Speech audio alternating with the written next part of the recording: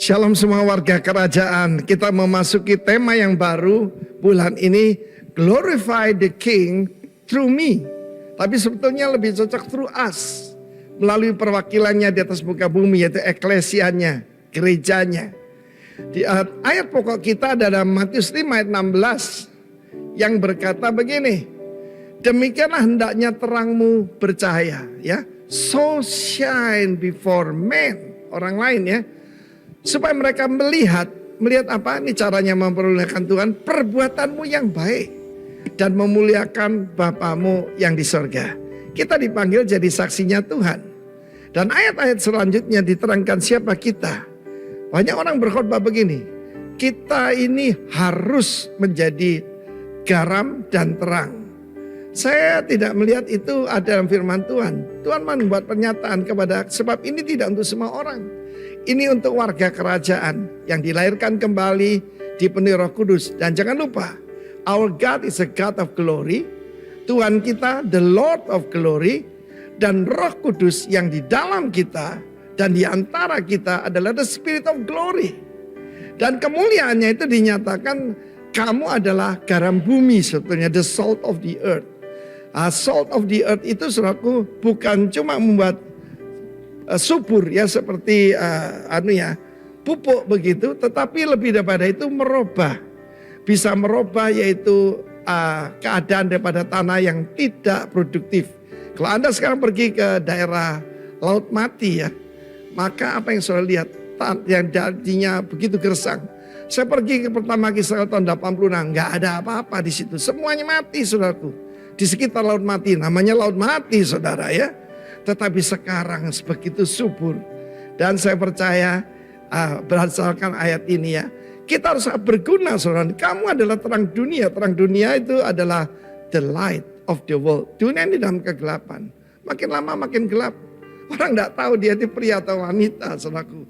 Namanya sekarang gender dysphoria saudara. Tapi kota yang terletak atas gunung tidak mungkin tersembunyi. Ini adalah kota-kota perlindungan yang disebutkan dalam Alkitab. Ada 6 kota perlindungan dan seharusnya gereja Tuhan seperti kota perlindungan itu. Tempat di mereka menemukan yaitu saudaraku keadilan. Di dunia nggak ada keadilan. Ya, apa yang bisa menghalangi kita jadi memuliakan Tuhan? Ayat 15, orang tidak menyalakan pelita. Ya, ketika kita dilahirkan kembali, maka roh kita yang mati. Pelita itu adalah roh manusia. Roh manusia itu dulu dalam dosa mati. Ketika Roh Kudus datang, kan datang dalam nyala api. Maka pelita itu menyala. Tapi tidak boleh ditaruh di bawah gantang. Gantang itu loh saudaraku ya. Kehidupan solis life, kehidupan kita ya. Bios, ya suhe. Tetapi firman Tuhan mengajarkan kita tentang yaitu kehidupan yang kekal. Zoe saudaraku. Tetapi tidak boleh taruh di bawah gantang. Kalau kehidupan kita lowly, tidak ada orang bisa jadi berkat. Tapi ditaruh di atas kaki Dian. Kaki Dian bukan cuma pelita, tetapi itu adalah kaki Dian, menorah. Dan menorah itu simbol daripada eklesia Tuhan, jemaat Tuhan. Kalau kita baca dalam kitab Wahyu, pasal pertama misalnya. Nah itu dijelaskan. Dia ada di antara anak manusia, itu ada di antara ketujuh kaki Dian itu. Sehingga menerangi semua orang di mana yang di dalam rumah. Ya saudaraku, tidak semua orang sudah dalam rumahnya Tuhan kan. Hanya keluarga Allah. Demikian hendaknya sekarang terangmu bercahaya di mana? Di depan semua orang. Sehingga orang melihat perbuatanmu yang baik dan memuliakan Bapakmu yang di surga. Kita tidak selamatkan karena perbuatan baik. Ketika diselamatkan, kita bisa berbuat baik. Dan nama Tuhan dipermuliakan. Glorify the King through our life and good works. God bless you. Amin. Selamat pagi penjelasin. Halo semuanya. Kaget bilang soalnya.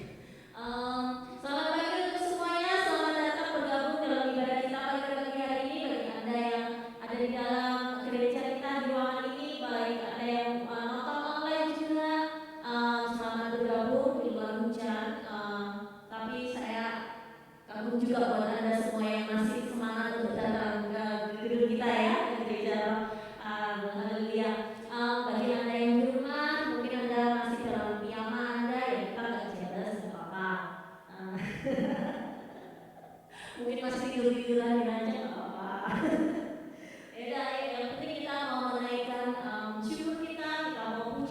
kita yang luar biasa. Di pagi hari ini sama-sama dimanapun kita berada, apapun yang kita lakukan, kita mau selalu diingat akan kebaikan Tuhan. Mari kita naikkan pujian yang pertama, Open the Eyes of My Heart. Terima kasih Tuhan.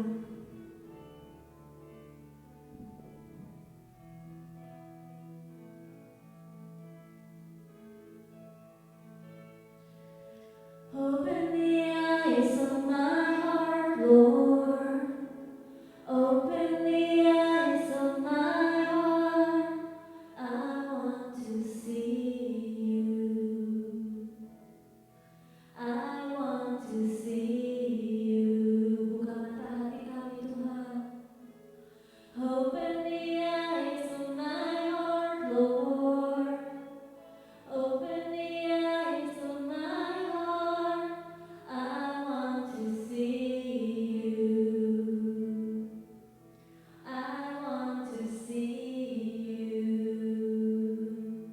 To see you high and lifted up, shining in the light of your glory. Pour out your power and love as we sing holy.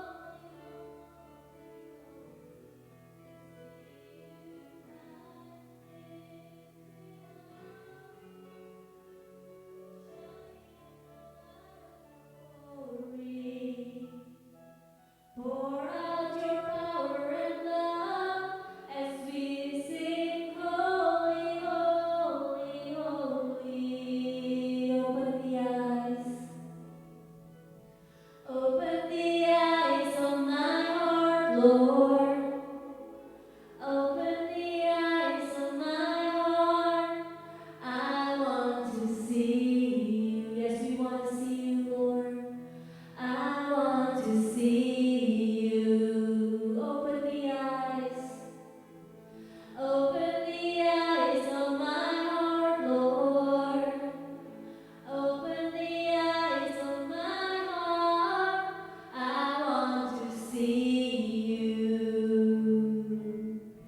I want to see you. To see you high. To see you high and lifted up. Glory. Pour out your power and love as we sing holy, holy, holy. To see you high and lifted up, shining in the light of your glory. Pour out your power and love as we sing holy, holy, holy.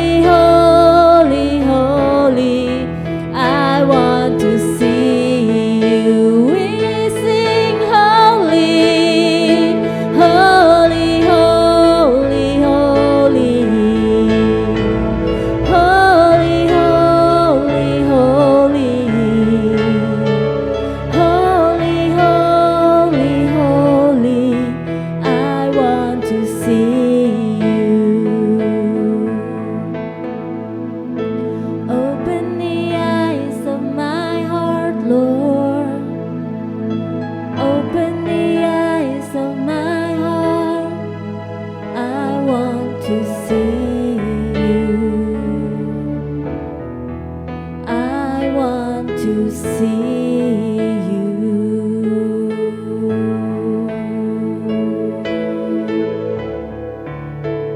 Terima kasih Yesus. Engkau Allah yang penuh kekudusan Tuhan. Kekudusan-Mu memenuhi bumi ini Tuhan.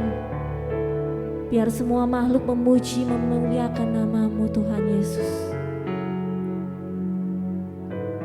Kami bawa persembahan kami Tuhan pada pagi hari ini Yesus.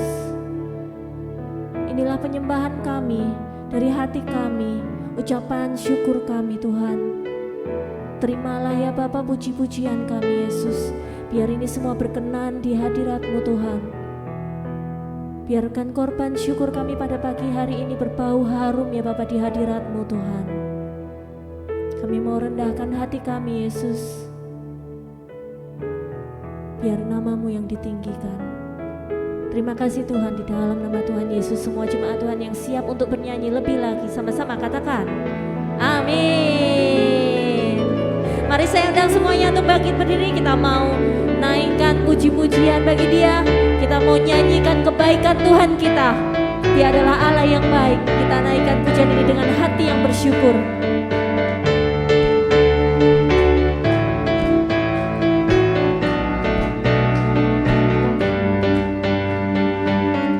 Dengan hati bersyukur masuk di hadirat-Mu, membawa pujian bagi-Mu Yesus.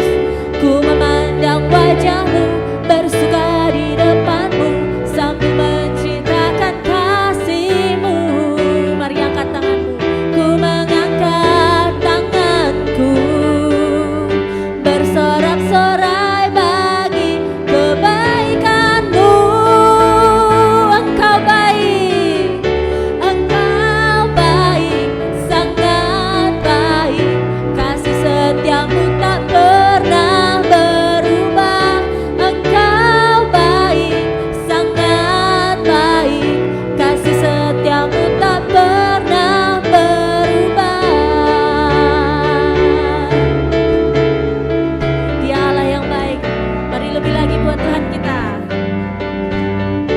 Dengan hati bersyukur masuk di hadirat-Mu, membawa pujian bagi-Mu Yesus. Ku wajah-Mu di depan-Mu, sambil menceritakan kasih-Mu. Ku mengangkat tanganku, bersorak-sorai bagi kebaikan-Mu. Mari lambaikan tanganmu sama-sama. Engkau baik, sangat baik. Kasih setia-Mu tak pernah berubah.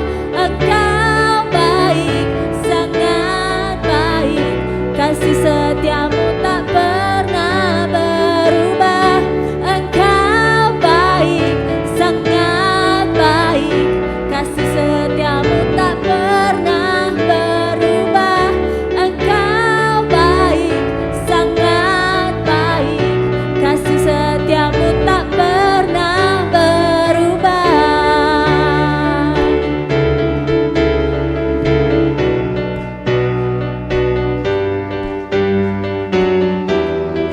Ku mengangkat tanganku, bersorak-sorai bagi kebaikan-Mu. Mari semuanya. Engkau baik, sangat baik. Kasih setia-Mu tak pernah berubah. Engkau baik, sangat baik. Kasih setia-Mu tak pernah berubah. Engkau baik, sangat baik. Kasih setia-Mu tak pernah berubah. Engkau baik, sangat baik. Kasih setia-Mu tak pernah. Jemaat Tuhan, Engkau baik. Dia sangat baik buat kita, tak pernah berubah. Engkau baik, kasih setiamu tak pernah berubah. Engkau baik, sangat baik, kasih setiamu tak pernah berubah. Engkau baik, sangat baik, kasih setiamu tak pernah berubah. Engkau baik, Yesusku, kasih setiamu tak pernah berubah. Engkau baik, Yesusku, kasih setiamu tak pernah berubah.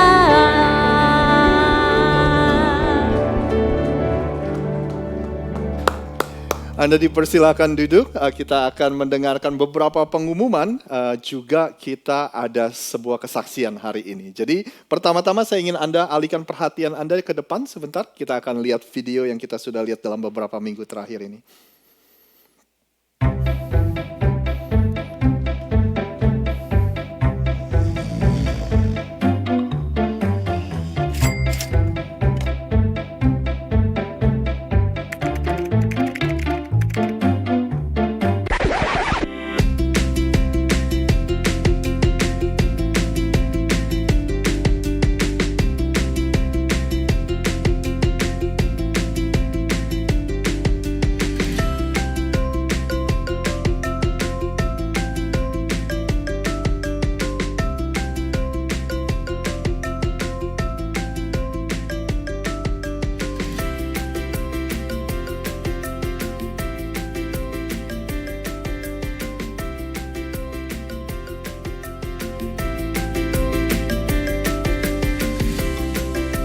Karena perubahan yang sudah terjadi tidak serta-merta bertahan dengan sendirinya.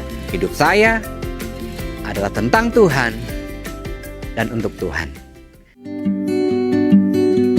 Ku yakin kau hadir di sini. Ku semakin berkurang, Yesus makin bertambah.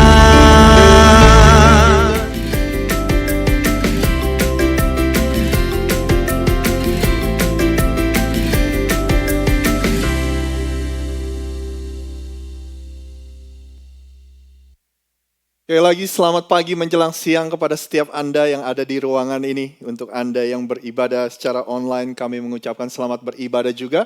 Pertama-tama saya ingin mengucapkan selamat datang dan selamat datang kembali di ibadah Gereja Rock di kota Philadelphia ini. Kalau ini adalah pertama kali Anda di sini, selamat datang. Kalau Anda kedua kali di sini, selamat datang kembali.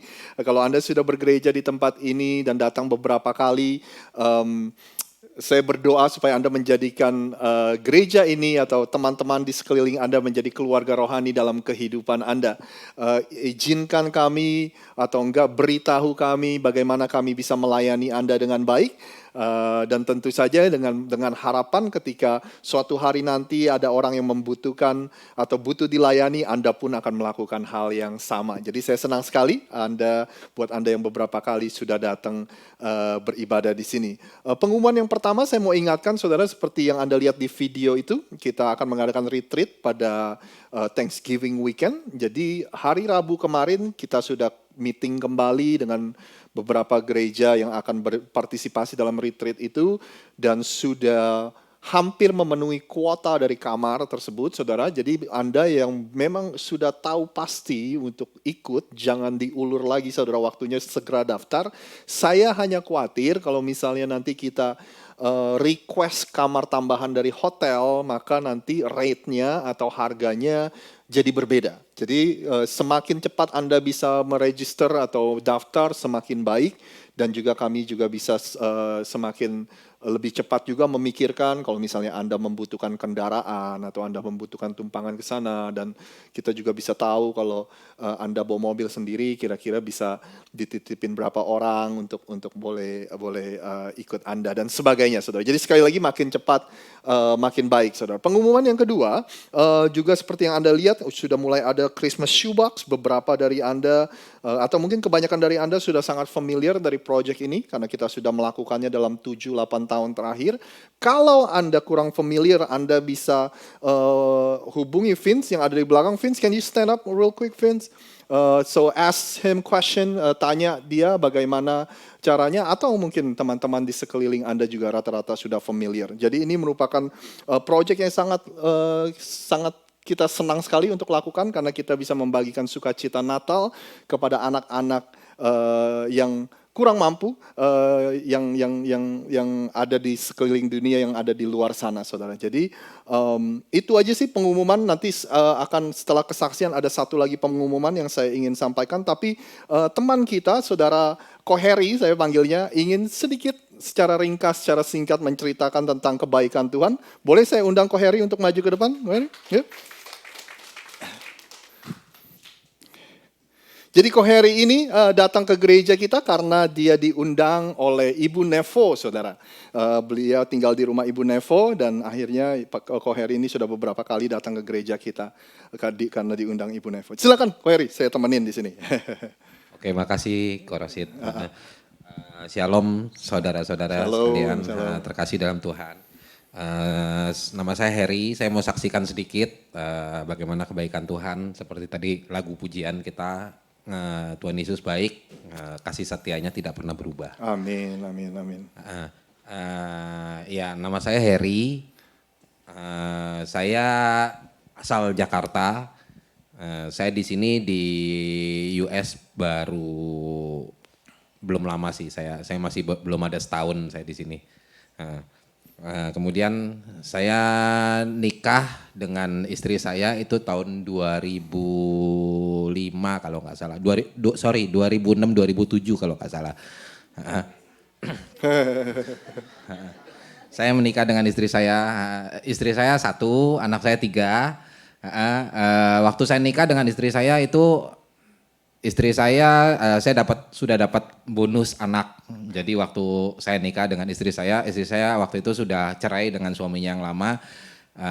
Anak saya yang pertama tuh anak perempuan. Istri saya itu latar belakang dari keluarga Muslim. Ya, di mana perjalanannya panjang sih sebenarnya. Kalau saya ceritain juga nggak cukup.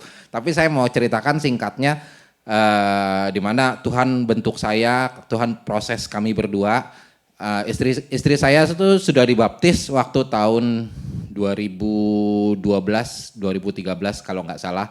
Sementara anak saya yang perempuan itu masih belum dibaptis. Karena mereka memang dari lingkungan keluarganya memang sudah Muslim ya, gitu. Istri saya dibaptis tahun 2012 atau 2013 kalau nggak salah waktu itu. Saya di gereja Christ Katedral di Tangerang waktu itu. Terus Tuhan bentuk, Tuhan proses kami, Tuhan pulihkan kita pelan-pelan gitu. Dari yang tadinya keadaan ekonominya juga berantakan, terus Tuhan pulihkan pelan-pelan. Kemudian sampai tahun 2019 kemarin COVID. Itu kita sempat terpuruk lagi, terus Tuhan buka jalan buat saya. Kebetulan waktu itu saya masih pegang visa. Ya udah, saya pikir saya berangkat duluan ke sini. Saya mau buka jalan untuk bantu pulihkan ekonomi keluarga gitu kan. Terus ya puji Tuhan, saya di sini ya saya tetap komunikasi juga sama anak sama istri semua. Dan puji Tuhan sekali, saya waktu minggu lalu saya dengar kabar mengejutkan, saya juga kaget gitu. Istri saya telepon saya, dia bilang, "Pak, si Fanti itu anak saya yang pertama, katanya mau dibaptis." Dan minggu lalu dia sudah dibaptis. Ya dia alasannya katanya dia dari kantornya, di kantor yang saat ini dia bekerja, kan kantornya kan itu kan suka ngadain persekutuan gitu, secara online, ibadah online gitu setiap minggu. Memang sih dia nggak wajib untuk ikut itu, tapi teman-teman lingkungannya itu kalau nyalain dari HP, kan ibadah online-nya dari HP gitu kan, wajib dengerin di kantor gitu. Dan dia lama-lama firmannya bertumbuh sehingga malah dia yang pengen sendiri untuk dibaptis gitu. Dan Iya, itu salah satu kebahagiaan Tuhan. Dan yang kedua, satu lagi juga yang saya juga ngucap syukur sama Tuhan. Minggu lalu itu hadiah yang kedua dari Tuhan. Minggu lalu saya hutang-hutang saya sudah clear, sudah lunas semua. Demikian kesaksian singkat dari saya. Semoga Tuhan memberkati. Oke, sekali lagi kita beri tepuk tangan yang meriah. Terima kasih Ko Heri sudah membagikan ceritanya kepada kita dan juga memberikan kita kekuatan melalui kesaksiannya tentang kebaikan Tuhan. Saudara, kita nggak pernah tahu ketika kita firman yang diberitakan itu digambarkan seperti benih yang ditabur, ya kan? Juga Ibu Nevo yang mengundang teman-temannya di satu rumah tempat Ibu Nevo tinggal, ada juga yang namanya Raj, orang India, saudara. Dia itu mulai datang ke ibadah yang pertama, ibadah bahasa Inggris, saudara. Jadi itu mengingatkan dari cerita saya juga jadi orang Kristen dan mulai terima Tuhan ya karena ada teman sekolah yang mulai mengundang saya ke gereja. Waktu saya pindah ke Philadelphia, saudara. Jadi waktu saya pindah Philadelphia, saya bukan orang Kristen tapi ada teman sekolah saya satu yang mulai mengundang saya. Jadi kita sekali lagi nggak pernah tahu undangan Anda atau taburan firman yang Anda berikan. Saudara, saya pernah mendengar katanya average-nya rata-rata orang itu membutuhkan 7 kali mendengar Injil baru mereka bisa menerima Tuhan. Ya tentu saja sekali juga bisa kalau Tuhan berkenan, saudara. Tapi itu ada survei yang berkata seperti itu. Jadi sekali lagi kita sangat bersuka cita untuk Anda undang teman-teman ke gereja, Anda cerita tentang Tuhan, Anda nggak akan pernah tahu apa yang akan terjadi dalam kehidupan orang itu. Dan menurut saya undangan dari teman saya untuk mengajak saya ke gereja dan akhirnya saya mulai mendengar firman itu merupakan saya sampai hari ini menyebutnya divine invitation, yaitu undangan ilahi. Tuhan memakai teman saya untuk mengundang saya ke gereja, saudara. Jadi undang teman-teman Anda, cerita tentang kebaikan Tuhan kepada teman-teman Anda. Dan satu lagi pengumuman sebelum kita menerima perjamuan kudus dan mendengarkan firman, saudara. Beberapa bulan lalu kita sebagai gereja kita mengumpulkan dana untuk membantu saudara kita di gereja Rock yang ada di Padang, yang gerejanya ditutup, saudara. Nah, memang membutuhkan waktu agak lama karena kita mencoba juga untuk mengumpulkan dana dari gereja-gereja Rock yang ada di Amerika ini. Akhirnya ketika terkumpul minggu lalu kita baru kirim, saudara. Lalu saya mendapatkan WhatsApp dari gembalanya, namanya Pak Yohanes Beni, saudara. Dia bilang gini, Shalom Pastor dan juga gereja Rock yang ada di Philadelphia, kami dari Rock Padang mengucapkan terima kasih atas taburannya untuk rumah Tuhan yang ada di Padang. Kami bersyukur dan berterima kasih, ini saya bacain WA-nya saudara, untuk kebaikan hatinya buat kami di Padang, kiranya Tuhan membalasnya. Terus dia bilang gini saudara yang sangat luar biasa, dia bilang gini, sore tadi jam 6 saya bergumul untuk penyelesaian renovasi rumah Tuhan yang ada di Padang. 2 jam kemudian Tuhan langsung jawab, dia bilang puji Tuhan. Maksud dia 2 jam kemudian setelah dia bergumul, setelah dia berdoa, saudara, uang transferannya masuk. Dan ini adalah gedung yang mereka sedang renovasi. Dan menurut WA-nya ini mereka akan sekarang sudah mulai untuk renovasi, beli AC, kursi, genset, dan pasang peredam suara, saudara. Jadi sekali lagi terima kasih atas kebaikan Anda, terima kasih atas taburan Anda. Alangkah sukacitanya kita melihat saudara-saudara kita yang tadinya nggak bisa beribadah, yang tadinya tiba-tiba ditutup tempat ibadah mereka karena mereka biasa pakai hotel, saudara, tiba-tiba ditendang keluar dan sekarang mereka bisa mulai beribadah kembali. Tuhan baik, saudara. Yuk kita berdoa yuk sebelum kita menaikkan pujian lagi dan kita juga menerima perjamuan kudus. Tuhan terima kasih atas hari yang baik ini. Kami sungguh mengucap syukur, kami mendengarkan cerita demi cerita, kesaksian demi kesaksian. Betapa baiknya Tuhan, betapa luar biasanya Tuhan. Terima kasih Tuhan, Engkau juga telah kumpulkan kami di sini sebagai gerejamu. Semua yang kami lakukan hari ini Tuhan, dari doa yang kami naikkan, persembahan yang kami beri, pelayanan yang kami lakukan, segala sesuatu kami dedikasikan Tuhan, semuanya hanya untuk kemuliaan nama-Mu Tuhan. Ibadah yang kami lakukan, kami juga persembahkan untuk Engkau. Terima kasih, hanya di dalam nama Tuhan Yesus kami sudah berdoa. Sama-sama kita katakan, amin. Amin.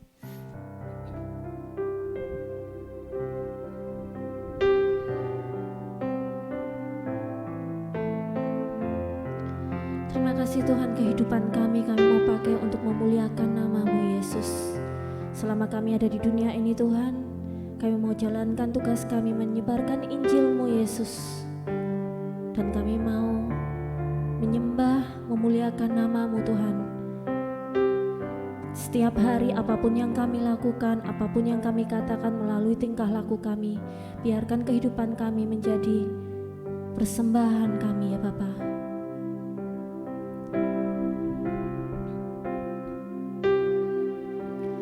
Light of the world, you step down into darkness. Open my eyes, let me see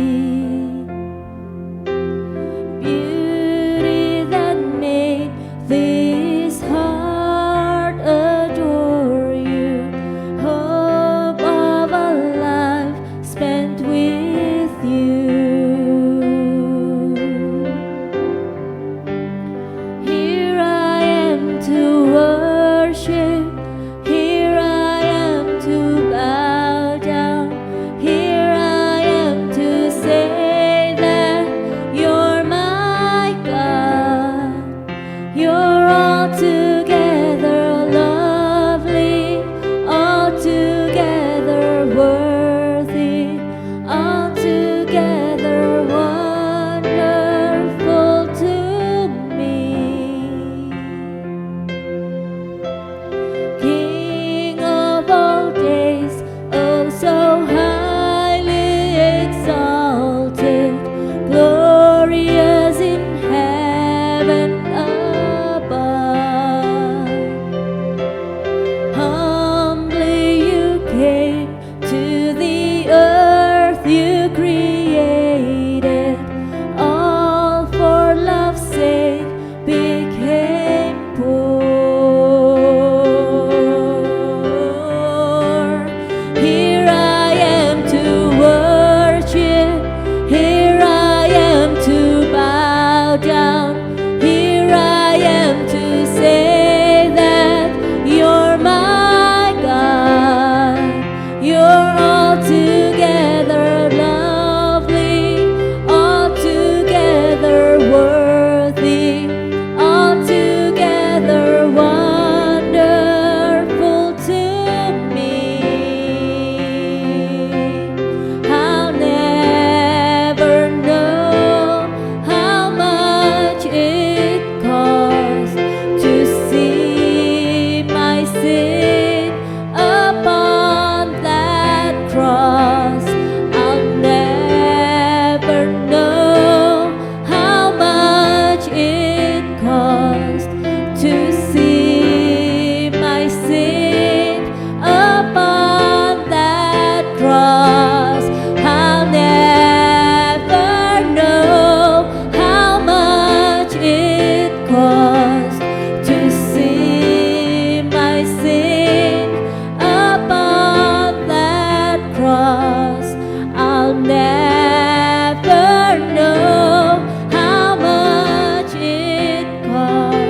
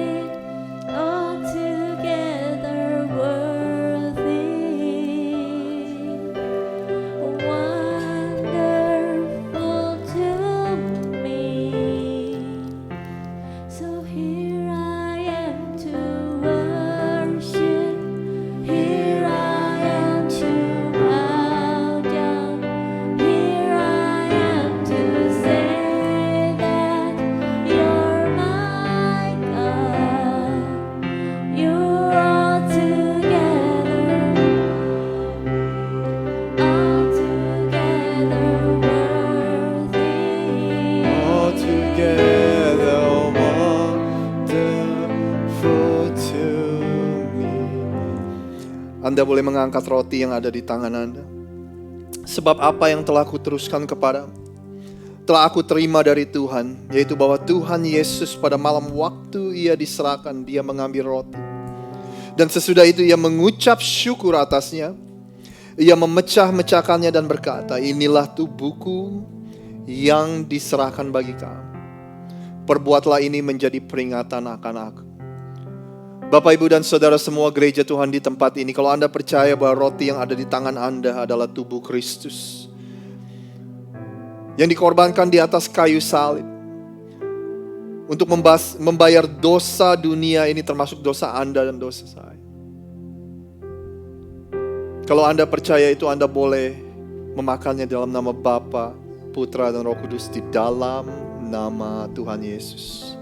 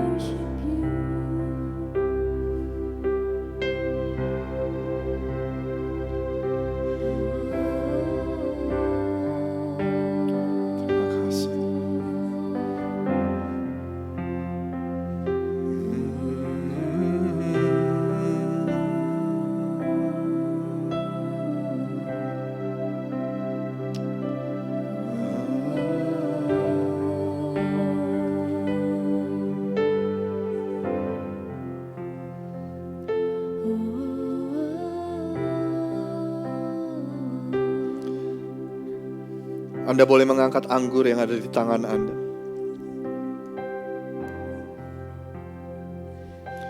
Demikian juga ia mengambil cawan sesudah makan lalu berkata, cawan ini adalah perjanjian baru yang dimateraikan oleh darahku. Perbuatlah ini setiap kali kamu meminumnya menjadi peringatan akan aku. Bapak, Ibu, dan Saudara semua dan gereja Tuhan di tempat ini, kalau Anda percaya anggur yang ada di tangan Anda adalah darah Kristus. Darah Kristus yang dicurahkan untuk membasuh bersih dosa dunia ini, termasuk dosa Anda dan saya. Darah Kristus yang sanggup untuk memberikan kepada kita hidup yang baru. Darah Kristus yang sanggup untuk menyembuhkan setiap sakit penyakit yang kita alami.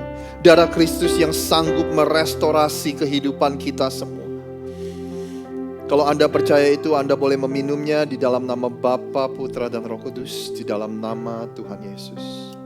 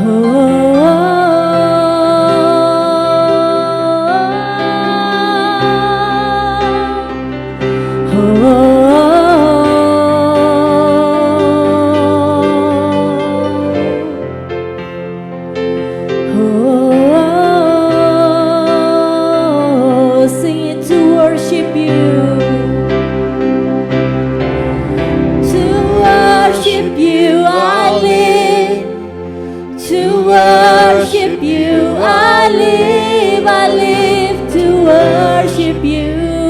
Mari angkat tanganmu.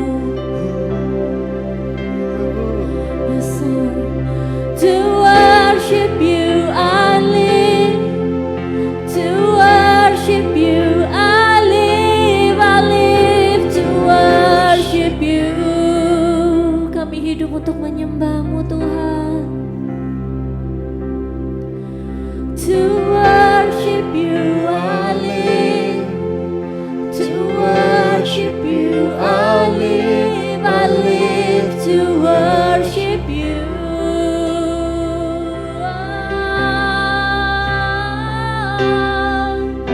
To worship you I live. To worship you I live to worship you.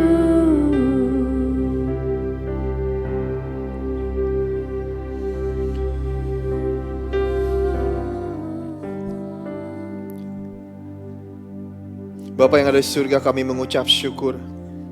Terima kasih Tuhan.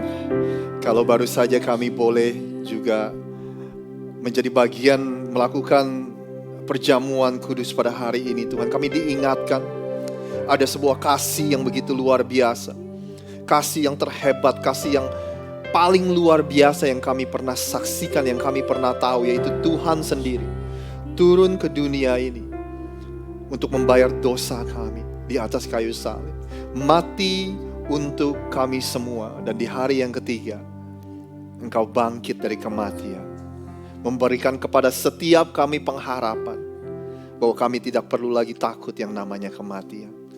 Sebab kalau kami menyembah Tuhan yang hidup, kami pun akan hidup. Terima kasih Tuhan, dalam beberapa menit ke depan Kau berbicara kepada setiap kami. Kami percaya Roh Kudus yang ada di dalam setiap kami, yang akan membantu kami untuk mengerti apa dari semua yang kami dengar pada hari ini Tuhan. Kami berdoa juga biar Roh Kudus yang ada dalam setiap kami, yang memberikan kami pengertian dan hikmat untuk apa yang harus kami lakukan dengan apa yang kami dengar pada hari ini. Kami juga berdoa sementara firman diberitakan, kuasa-Mu bekerja di tengah-tengah kami. Tuhan berikan kekuatan, Tuhan berikan pengharapan yang baru, kuasa kesembuhan-Mu bekerja di tengah-tengah kami ya Tuhan. Terima kasih Tuhan. Sekali lagi berbicara kepada setiap kami, hanya di dalam nama Tuhan Yesus kami sudah berdoa. Yang percaya sama-sama katakan, amin. Amin.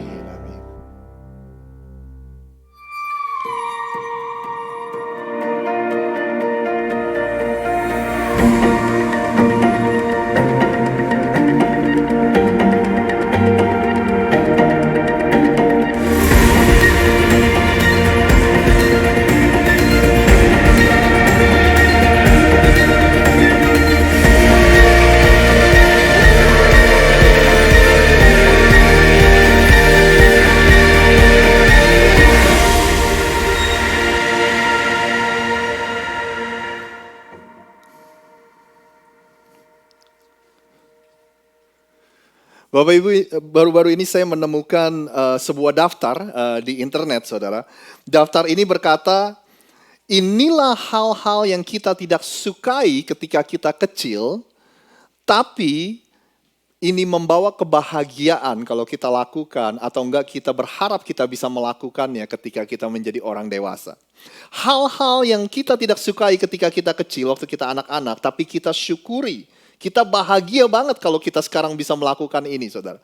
Yang pertama daftar itu berkata, tidur siang, saudara. Ingat gak waktu kita kecil, kita sebel banget kalau disuruh tidur siang. Sekarang kita sudah besar, udah punya keluarga, kita sibuk, saudara. Waduh, kita berandai-andai. Aduh, andai kata saya bisa tidur siang di rumah, saudara. Ya kan? Apalagi yang punya baby, kita sangat occupied, kita sangat sibuk, saudara. Semua kita punya kerjaan, saudara. Ya kan? Yang kedua mirip-mirip, daftarnya itu berkata gini, momen di mana kita nggak ngapa-ngapain, saudara. Ya kan, kita berandai-andai, saudara. Aduh, anak saya kalau diam 5 menit aja rasanya udah syukur banget, ya kan. Kalau kita waktu anak-anak kita disuruh diam 5 menit, kita udah bosen, saudara. Tapi ketika kita sudah besar, apalagi punya anak baby, saudara, waduh, kita 5 menit itu rasanya berharga banget waktu anak kita mulai tidur, saudara. Ya kan, nggak ngapa-ngapain, kita berandai-andai, pagi-pagi kita bisa minum kopi, ngelamun, ya kan. yang ada setiap pagi, ayo buruan, telat nih kerja nih saudara. Ya kan? Yang ketiga katanya hal yang kita nggak suka waktu kita kecil tapi kita syukuri waktu kita besar adalah ini saudara, sayur-sayuran. Anak-anak kalau disuruh makan sayuran nggak suka saudara. Tapi waktu kita tua kita menyadari betapa pentingnya kita makan sayur. Kalau nggak makan sayur 2 hari aja udah susah ke kamar mandi ya saudara ya. Yang keempat yang terakhir adalah uang saudara, hadiah. Waktu kecil kita suka menerima hadiah, ya kan? Waktu udah besar, ya nggak usah hadiah lah. Apa saudara? Mentahnya aja ya saudara ya. Jadi hari ini kita akan lanjutin yuk serial khotbah yang kita sudah lakukan dalam beberapa minggu ini. Serial khotbah ini kita beri judul Beatitudes atau bahasa Indonesianya ucapan bahagia. Kenapa disebut ucapan bahagia? Karena itu judulnya, nanti Anda akan tahu kenapa disebut ucapan bahagia. Karena di perikop, di pasal 5 ayat di Injil Matius, saudara, ada judul dari perikop yang ditulis sini, ucapan bahagia. Inilah daftar-daftar, kalau saya menyebutnya gini, inilah daftar-daftar dari apa yang Yesus katakan kepada kita, apa yang Yesus janjikan kalau kita mau mengalami kebahagiaan versinya Yesus. Anda boleh next slide please. Ucapan bahagia itu ada di perikop judul ini saudara. Nah bunyinya adalah seperti ini. Karena waktu saya udah ini. Thank you Kim. Karena waktu saya sudah mau habis saudara, biar saya nggak menghargai waktu setiap Anda. Biasa setiap minggu kita baca semua. Tapi kali ini kita akan baca apa yang kita akan bicarakan aja hari ini saudara. Yaitu berbahagialah orang yang lemah lembut karena mereka akan memiliki bumi. Kalau Anda buka pasal 5 Matius di ucapan bahagia itu saudara, ada kalimat-kalimat yang dimulai seperti ini. Berbahagialah orang yang miskin di hadapan Allah karena mereka mempunyai kerajaan sorga. Minggu lalu kita bicara berbahagialah orang yang berduka cita karena mereka akan dihibur saudara. Nah hari ini kita akan bicara Matius 5 pasal yang kelima saudara. Yang berbunyi berbahagialah orang yang lemah lembut karena mereka akan memiliki bumi. Ini disebut ucapan bahagia karena kata berbahagialah itu berasal dari kata Greka atau Yunani yang disebut dengan makarios, saudara. Makarios artinya bless, berbahagia, happy, saudara. Jadi Yesus bilang berbahagialah mereka orang yang lemah lembut karena mereka akan memiliki bumi. Orang yang lemah lembut itu berbahagia, Yesus bilang, saudara. Orang yang saya bacakan kepada Anda terjemahan-terjemahan lain biar Anda bisa lebih mengerti apa yang dimaksud dengan lemah lembut, saudara. Bahasa Inggrisnya gini, blessed are the meek for they will inherit the earth. Jadi lemah lembut bahasa Inggrisnya mereka pakai meek atau terjemahan lain gentleness atau humble, saudara, atau rendah hati. Terjemahan lain kalau bahasa Indonesia masa kini dikatakan gini, berbahagialah orang yang rendah hati karena Allah akan memenuhi janjinya kepada mereka. Bahasa Indonesia terjemahan sederhana, saudara, terjemahan sederhana Indonesia, saudara, berkata gini, sungguh diberkati Allah orang yang rendah hati karena merekalah yang mewarisi bumi yang dijanjikan Allah. Satu lagi terjemahan. Bahasa Indonesia versi mudah dibaca dikatakan gini, betapa bahagianya orang-orang yang rendah hati karena mereka akan menerima tanah yang dijanjikan Allah kepada mereka. Saudara. Jadi Anda lihat beberapa translation, by the way kalau kita patut bersyukur karena teknologi kita punya banyak sekali terjemahan saudara hari-hari ini. Kalau Anda tanya terjemahan mana sih yang paling benar, terjemahan mana yang harus kita baca, jawaban saya adalah terjemahan yang Anda enjoy waktu membacanya. Terjemahan yang nanti Anda bisa mengerti saudara. Ya kan, baca mana aja nggak perlu takut dengan beberapa terjemahan yang ada. Itu justru menurut saya akan memperkaya kita untuk kita bisa mengetahui lebih dalam lagi dari arti sebuah ayat, saudara. Nah, jadi berbahagia orang yang lemah lembut, rendah hati, saudara, meek, gentle, humble, ya kan. Semuanya itu dalam satu grup, semua itu artinya mirip-mirip, saudara. Berbahagialah orang yang lemah lembut. Nah, mungkin ada banyak di antara kita yang enggak gini saudara, kita kan jarang gitu ya bilang kayak gini, aduh saya mau jadi orang yang lemah lembut ah. Pernah Anda bilang kayak begitu? Atau mungkin Anda membesarkan anak, Anda bilang gini, impian saya supaya anak saya jadi anak yang lemah lembut. Pernah gak kita bilang gitu saudara? Ya kan? Kita selalu bilang anak saya supaya pinter, supaya sukses, supaya begini dan begitu saudara. Tapi kita jarang bilang supaya anak kita ini lemah lembut saudara. Jadi apa sih? Yesus bilang orang yang lemah lembut ini akan mewarisi bumi saudara. Dan juga mungkin ada di antara kita yang nanya gini, sebenarnya Tuhan ini apa sih? Tuhan ini mau kita jadi orang pemberani atau jadi orang yang lemah lembut? Waktu kita tanya itu kesannya bahwa jadi orang yang berani itu berlawanan dengan orang yang lemah lembut. Padahal enggak saudara. Ya kan? Hari-hari ini saudara, menjadi orang Kristen banyak sekali tantangannya. Mungkin tantangan kita di sini berbeda dengan orang-orang yang misalnya di Timur Tengah, di Korea Utara, ya kan, bahkan di Indonesia, saudara. Ya kan, mungkin tantangan kita sebagai orang Kristen di sini mungkin nggak seperti orang-orang yang di abad pertama waktu mereka dianiaya. Mungkin bentuk penganiayaan kita di negara ini menjadi orang Kristen adalah ini, saudara. Kalau kita berkata kita orang Kristen, itu udah otomatis ada embel-embelnya. Artinya di mata orang-orang sini, saudara, kalau orang itu menyebut dirinya orang Kristen, dia sudah pasti homofobik, ya kan? Dia benci sama orang-orang yang homoseksual. Kalau kita bilang kita orang Kristen, kita udah pasti disebut orang yang munafik, saudara, hypocrite, saudara. Kalau kita orang Kristen, kita pasti dibilang kita otomatis jadi orang-orang yang gak toleransi, yang suka menghakimi orang, ya kan? Nah, apa sih gambaran dari keberanian? Gambaran dari keberanian adalah kalau orang bertanya kepada Anda, apakah Anda pengikut Kristus? Tanpa ragu, tanpa malu kita bilang, yes I am. Saya adalah pengikut Kristus. Nah, tapi apa artinya menjadi orang yang lemah lembut? Cara kita meresponi. Walaupun kita dicap begini dan begitu, cara kita meresponi semua embel-embel itu adalah dengan lemah lembut, saudara. Dengan gentleness, dengan meekness. In the non-retaliating way. Dengan enggak membalas, tapi sekali lagi dengan lemah lembut kita meresponi semua embel-embel yang ditaruh di identitas menjadi seorang Kristen, saudara. Jadi artinya kita bisa jadi orang Kristen yang berani, di saat bersamaan kita bisa jadi orang Kristen yang lemah lembut. Jadi hari ini saya pertama-tama ingin memastikan bahwa orang yang lemah lembut itu bukanlah orang yang lemah, saudara. Kita nggak suka pakai kata lemah lembut karena ada kata lemahnya. Siapa sih yang mau jadi orang lemah? Siapa sih yang mau dikenal sebagai jadi orang lemah? Ya kan, saudara? Makanya kita jadi salah ngerti, saudara. Dan kita anggap kalau orang yang lemah lembut itu adalah lemah. Tapi kalau Anda pikir-pikir sebentar ya, saudara ya. Coba deh Anda bayangin bersama dengan saya. Kira-kira susahan jadi orang yang mana, saudara? Yang pertama adalah jadi orang yang gini, saudara. Ketika ada orang yang bersalah kepada kita, kita balas mereka. Ketika ada sesuatu yang mengganggu kita, sedikit aja kita mudah terpicu, kita mudah terpancing emosi kita mudah meledak, saudara. Kira-kira susahan jadi orang yang seperti itu, atau jadi orang yang ketika kita disakiti kita nggak membalas.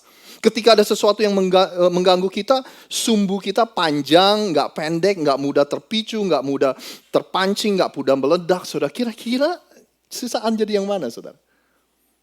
Ya kan? Kalau yang satu itu nggak perlu pengendalian diri, kita cuma bereaksi aja, ya kan? Tapi kalau yang satu kita butuh kekuatan, kita butuh pengendalian diri untuk nggak gampang ke trigger, saudara. Ya kan? Kalau dipikir-pikir, yang mana yang lebih kuat? Yang mana yang dijadikan definisi orang yang lebih kuat, saudara? Baru-baru ini saya kebayang, saudara. Saya nggak tahu ada berapa dari Anda di sini yang kalau nyupir itu suka emosi gak, saudara? Mungkin saya doang ini, saudara, di sini ya. Saya tuh bawaannya kalau dengar klakson itu emosi, saudara. Saya nggak tahu kenapa, saudara. Nah, saya ngebayangin, bisa gak ya suatu hari ya, klakson itu diganti pakai apa kayak gitu ya? Atau enggak, mungkin bunyinya beda kayak gitu ya. Karena bawaannya emosi, saudara. Lampu baru dari merah ke hijau, sebentar aja belakang udah klakson gitu. Jadi kalau dengar bunyi klakson tuh bawaannya tuh kayak darah tuh bisa naik dalam 1 detik, dalam 2 detik gitu. Ya mungkin ini di sini saya aja kali, saudara. Tapi ada banyak sekali hal-hal yang gampang memicu kita. Yang gampang memancing amarah kita, benar gak sih, saudara? Ada yang bilang gini, berhati-hatilah kalau Anda dalam 4 kondisi ini. Karena kalau Anda sedang ada dalam 4 kondisi ini Ini Anda dalam kondisi di mana Anda mudah sekali terpancing emosinya. 4 kondisi ini disebut HALT, saudara. Hungry, angry, lonely, tired. Lapar, waktu Anda lagi kesel, waktu Anda lagi kesepian, sama waktu Anda lagi capek. Ini adalah kondisi di mana kita gampang sekali ke-trigger, saudara. Ya kan? Padahal istri cuma nanya, yang mau makan apa? Apaan sih ya? Ya kan? Benar gitu, saudara? Nah, saya lagi ngebayangin, saudara, Yesus, di zaman waktu Yesus itu, saudara, itu adalah zaman di mana orang-orang punya mindset gini, mata ganti mata, gigi ganti gigi, saudara. Artinya kalau ada orang yang bersalah kepada Anda balas pas seperti apa yang mereka perbuat kepada Anda. Nah, Anda bisa bayangin waktu Yesus datang ke zaman itu, Yesus bilang gini, ampunilah musuhmu, berdoalah untuk musuhmu. Kedengarannya kayak lemah banget gak sih, saudara? Padahal itu adalah zaman di mana mata ganti mata, ya kan? Saya bacakan untuk Anda. Di Matius dia bilang gini, kamu telah mendengar firman, mata ganti mata, gigi ganti gigi. Itu adalah hukum, dia bilang telah mendengar firman, artinya itu adalah hukum Taurat, saudara. Bahkan hukum agama pun dikata seperti itu. Tetapi aku berkata kepadamu, Yesus bilang, janganlah kamu melawan orang yang berbuat jahat kepadamu, melainkan siapapun yang menampar pipi kananmu, kita apain, saudara? Oke, kirain dibalas, saudara. Ternyata saya baru belajar, saudara. Rian boleh bantu gak? Rian ke depan sebentar deh. Ayo. Ngadep sana ya. Yesus bilang gini, kalau ada orang yang menampar pipi kanan sini ya berarti ya. Pipi kananmu, berikanlah pipi kirimu. Yesus bilang gitu, saudara. Nah, saya tanya sama Anda. Di dunia ini mayoritas itu orang tangan kanan atau kidal, saudara. Kanan ya. Nah, kalau orang menampar, saudara, Yesus bilang, yang pertama dia bilang kalau ada orang yang menampar dengan tangan kananmu, seharusnya yang kena pipi kiri dulu. Benar ya, saudara ya? Tapi Yesus bilang kalau ada orang yang menampar pipi kananmu. Tahu gak, saudara, ini adalah gambaran apa? Kalau orang ada yang menampar kamu seperti ini, saudara, jadi harus backhand gitu ya, kalau main bulu tangkis ya, main tenis backhand gitu, saudara. Tahu gak Anda itu melambangkan apa? Ini tuh kalau begini kita memang mukul mau menyakiti, saudara. Tapi kalau begini, ini adalah tamparan yang merendahkan, memalukan Anda, ya kan? Kayak apa yang namanya, dishonoring, disrespecting you, saudara, dengan menampar seperti ini. Yesus bilang kalau ada yang merendahkan, ada yang mempermalukan engkau, kasih pipi kiri, saudara. Wow. Thank you, Ryan. Give it up for Ryan. Ya.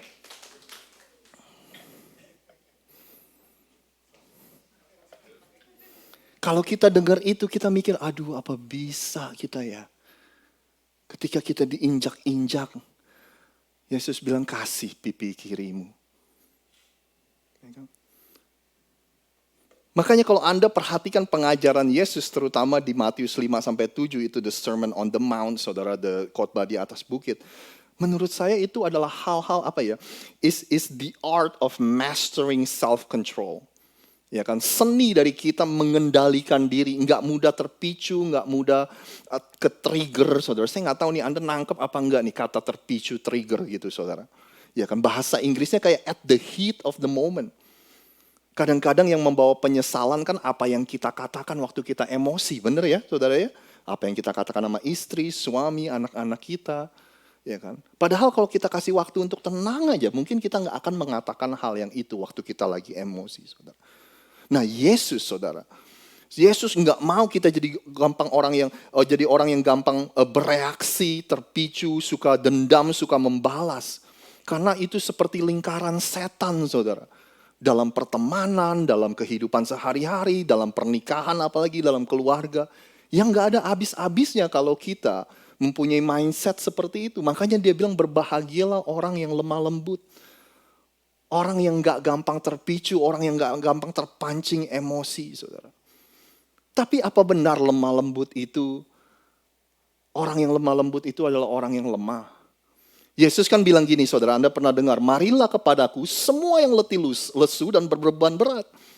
Aku akan memberi kelegaan kepadamu. Dia bilang gitu. Pikulah kuk yang kupasang dan belajarlah padaku karena, dia bilang gini, aku lemah lembut. Dan rendah hati dan jiwamu akan mendapat ketenangan. Yesus membuat pernyataan bahwa dia adalah orang yang lemah lembut, saudara. Tapi apa benar orang lemah lembut itu, Yesus itu adalah orang yang lemah? Ini Yesus menanggung semua beban di dosa di dunia ini sendirian di atas kayu salib. Dia tanggung sendirian, saudara. Masa iya sih Yesus orang yang lemah? Ada satu orang lagi yang namanya Musa. Alkitab mencatat gini, adapun Musa ialah seorang yang sangat lembut hatinya. Lebih dari setiap manusia di atas muka bumi. Dibandingkan orang lain, Musa ini orang yang lemah lembut. Alkitab mencatat, saudara. Saudara, ini adalah orang yang dengan berani menghadap Raja Firaun dan berkata untuk membebaskan bangsa, untuk membebaskan orang-orang Ibrani pada saat itu. Dan waktu dia keluar dari Mesir, dari perbudakan di Mesir, dia memimpin begitu banyak orang, saudara. Dan orang-orang ini udah dibebasin dari perbudakan, mereka malah mengeluh sama Musa. Mereka malah bilang enakan waktu jadi budak. Anda bisa bayangin, saudara, orang dibebasin dari perbudakan, orang-orang mengeluh. Bayangin keluhan begitu banyak orang. Bayangin Musa harus memimpin orang-orang yang kayak gitu, saudara. Apa benar lemah lembut itu adalah orang-orang yang lemah, saudara? Di Alkitab, saudara, pengertian meekness atau lemah lembut itu mempunyai definisi seperti ini. The strength under control. Yaitu kekuatan yang terkendali, saudara. Itulah definisi dari lemah lembut. Lalu kita dikasih gambaran seperti kuda jantan, stallion, saudara. Kuda jantan tapi yang sudah dijinakan. Anda tahu gak bahwa kuda itu adalah hewan yang sangat powerful, saudara. Kuda ini diperkirakan bisa menarik beban 3 kali dari berat badannya. Misalnya kalau kudanya 100 kilo, dia bisa menarik beban 300 kilo. Dia bisa menanggung beban, dia bisa membawa beban di atas pundaknya ini seberat sekitar 400 pound atau hampir 200 kilo. Kuda ini begitu kuat, saudara, kalau manusia kena tendang dari kuda itu bisa mati, saudara. Nggak heran juga orang-orang ketika ngomongin soal mobil, soal mesin, mereka ngomongin tentang apa, saudara? Horsepower. Ya kan nih, mesin, nih mobil nih mempunyai segini tenaga kudanya, horsepowernya, saudara. Kuda adalah hewan yang sangat powerful. Tapi intinya katanya adalah kelemah lembutan itu ada strength under control, saudara. Kekuatan yang terkendali. Ketika kuda itu jinak, kuda itu kan nggak kehilangan kekuatannya, bener gak sih, saudara? Ya kan, bukan waktu kuda udah jinak dia kehilangan kekuatan, enggak, dia masih bisa kuat, tapi dia terkendali, saudara. Kalau kekuatan yang gak terkendali, siapa juga yang mau dekat-dekat? Justru membahayakan kita, saudara.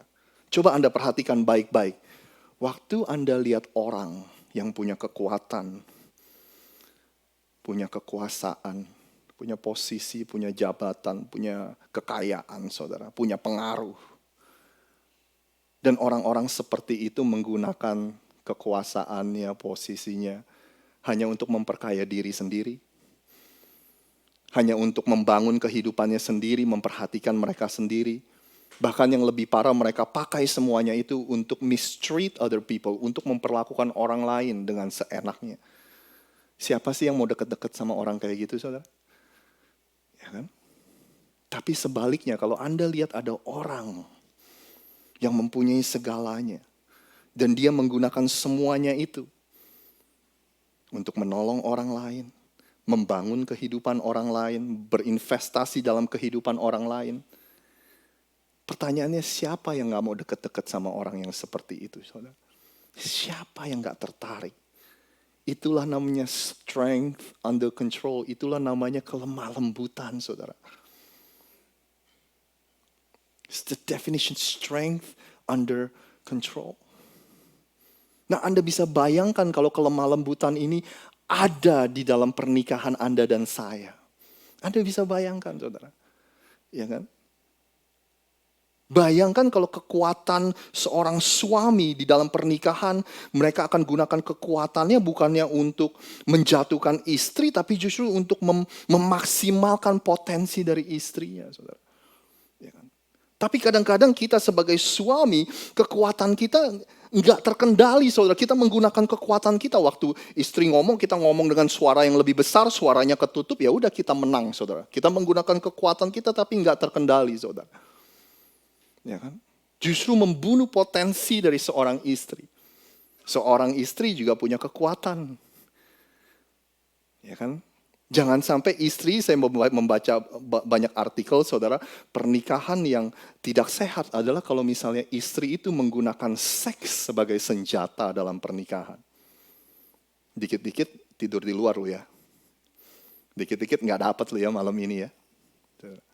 Dan digunakan seks itu menjadi senjata. Itu bukan orang yang meek, saudara. Itu bukan orang yang lemah lembut. Itu bukan istri yang lemah lembut. Karena orang yang lemah lembut itu akan menggunakan kekuatannya, saudara, untuk kebaikan orang lain. Baru-baru ini istri saya ngomong sesuatu yang membuat saya harus introspeksi diri. Ternyata menurut Nana saya ini punya penyakit mengeluh yang kronis, saudara. Semuanya saya keluhin. Semuanya di rumah salah, saudara. Ya kan? Dan itu membuat saya introspeksi banget, saudara. Saya baru sadar saya ini jauh banget dari orang yang Yesus sebut orang yang lemah lembut. Nah, sebagai penutup saya ingin bagikan kepada Anda 3 gambaran. Orang yang lemah lembut itu seperti apa sih? Apa sih gambarannya sih? Apa sih bentuknya sih? Orang yang punya kekuatan yang terkendali itu seperti apa sih, saudara? Yang pertama adalah orang yang sabar dalam menunggu. Patient in waiting. Itulah orang yang lemah lembut, saudara. Ya kan? Jadi orang sabar susah gak kira-kira, saudara? Susah ya? Jadi orang yang suka menunggu susah gak, saudara? Susah ya? Ini sabar menunggu lagi. Aduh.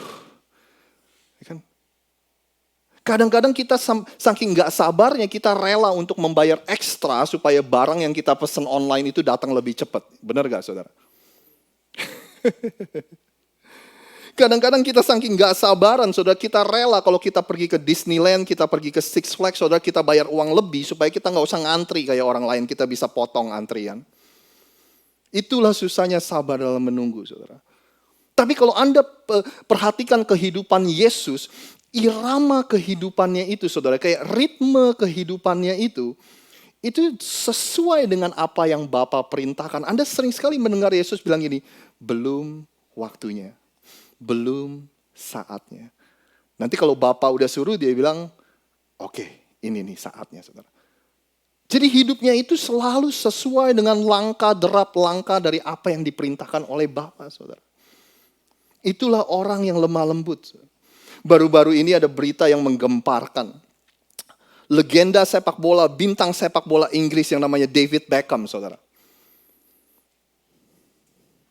Dia menunggu di antrian selama 13 jam untuk memberikan penghormatan terakhir kepada Ratu Elizabeth yang baru saja meninggal. Ya tentu aja menghebohkan, saudara. Dia ngantri bersama dengan orang-orang lain. 13 jam. Hanya untuk masuk, dia buka topi, dia berdiri beberapa detik, udah gitu keluar lagi, saudara. Bukan ngebandingin David Beckham sama Jesus sih, saudara, enggak sih.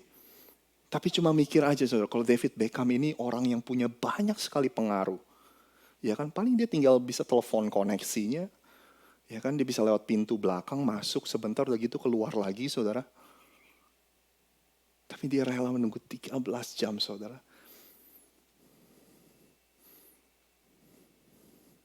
Inilah contoh dari orang yang lemah lembut, sabar dalam menunggu, percaya dengan timingnya Tuhan, saudara.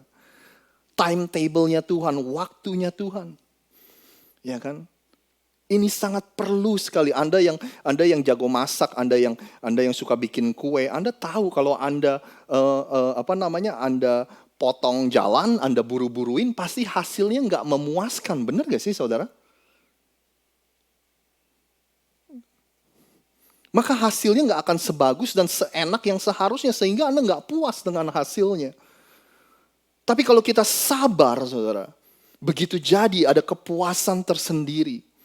Mazmur bilang gini, orang yang rendah hati akan makan dan kenyang. Orang yang mencari Tuhan akan memuji-muji Dia, biarlah hatimu hidup untuk selamanya.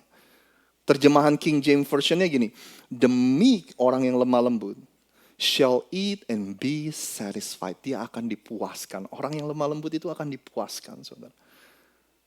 They shall praise the Lord that seek Him. Your heart shall live forever.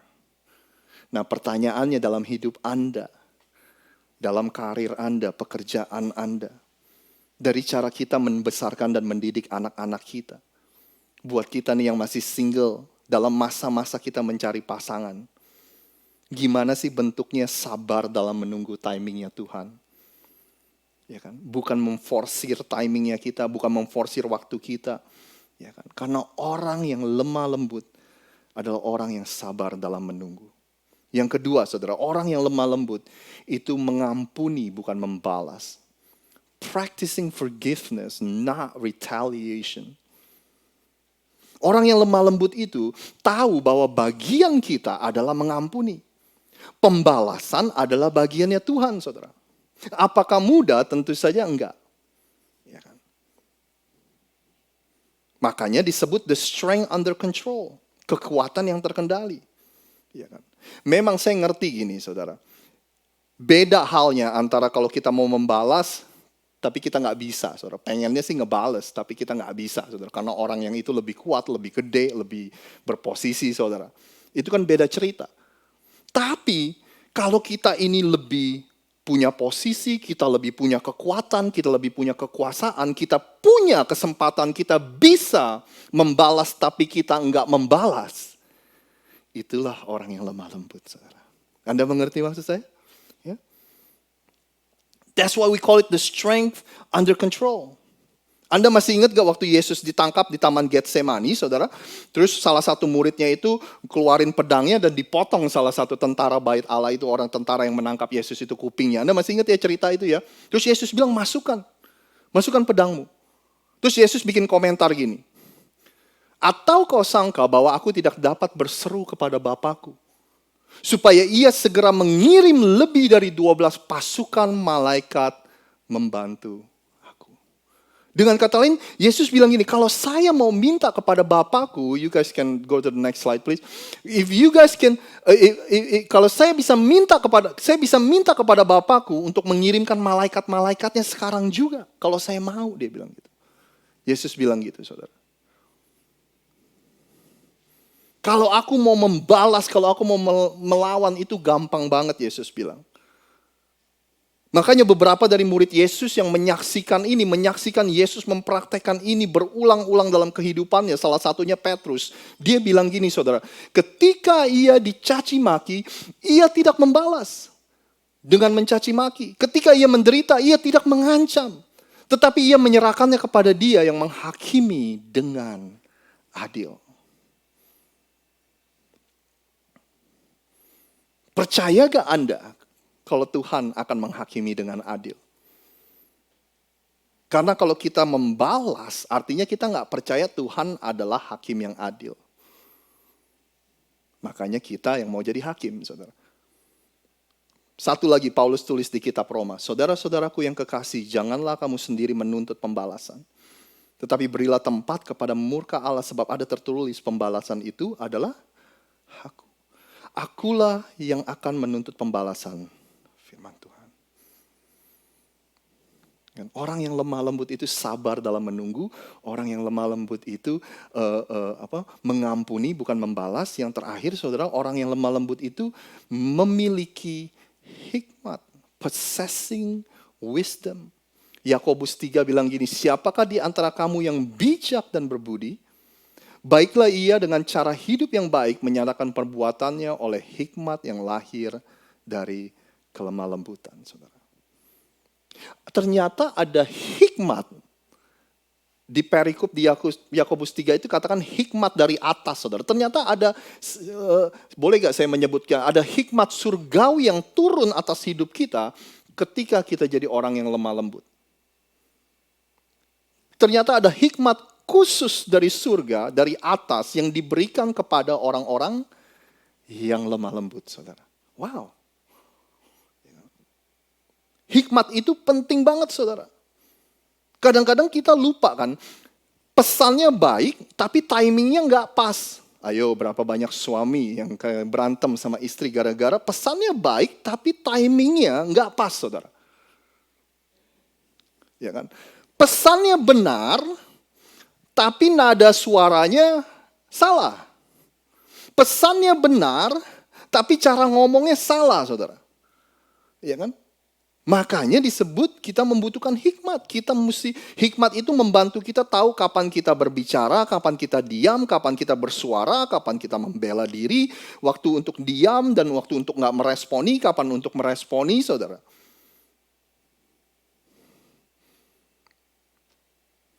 Hikmat memampukan kita untuk menyampaikan kebenaran dengan kasih.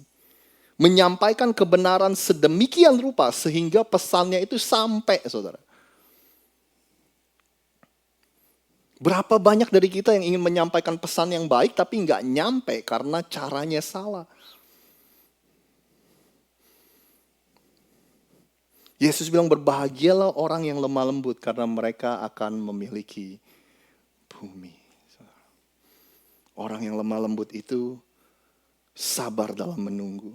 Orang yang lemah lembut itu mengampuni bukan membalas. Orang yang lemah lembut itu berhikmat, tahu kapan untuk berbicara, saudara. Dan orang yang seperti ini, janji Yesus adalah dia akan memiliki bumi.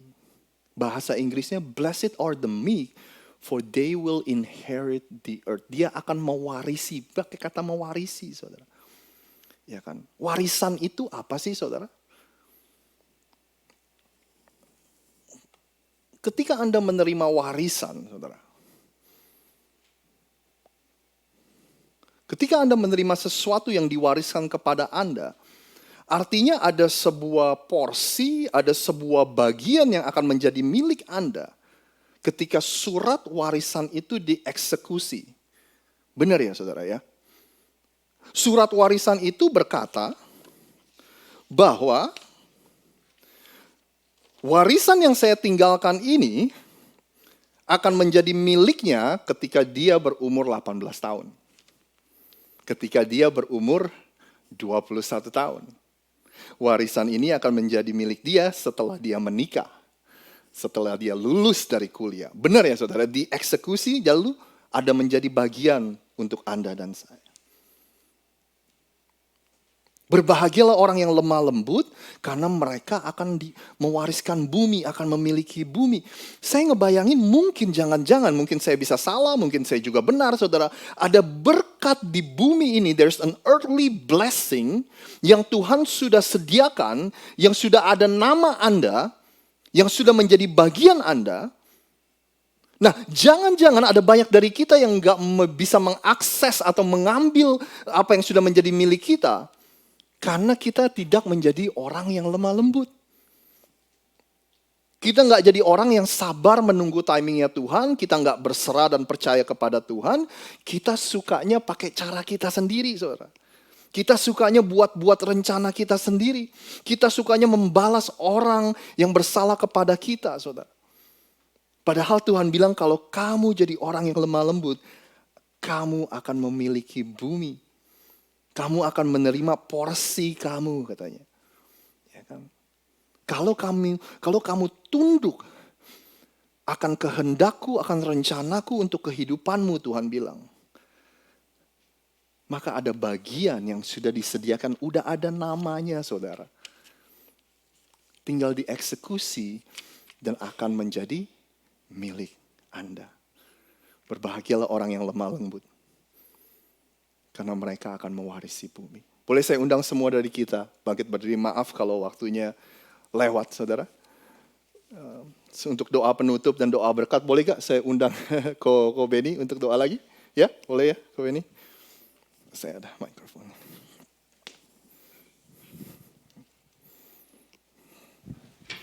Terima kasih Ko Benny.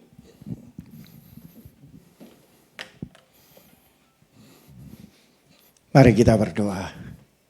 Bapa, kami ucap syukur untuk siang hari ini di mana kami boleh belajar untuk supaya kami mengerti betapa pentingnya untuk kami belajar untuk menjadi orang yang rendah hati.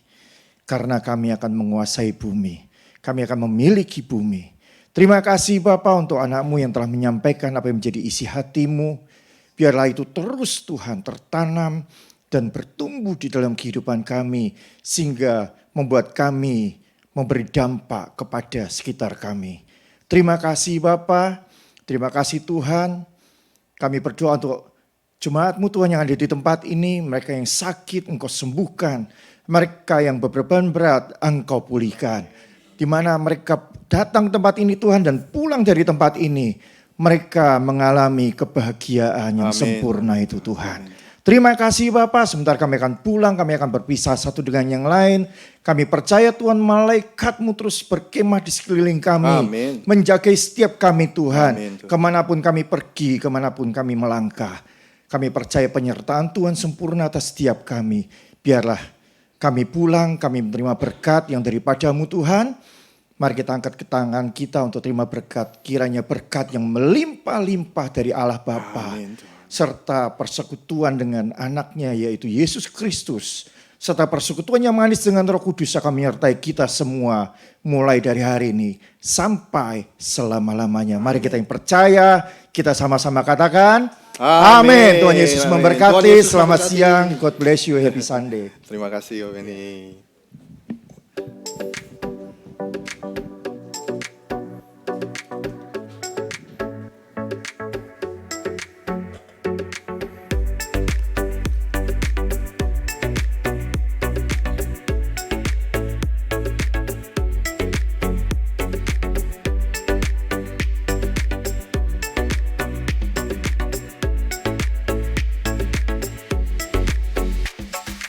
All I wanna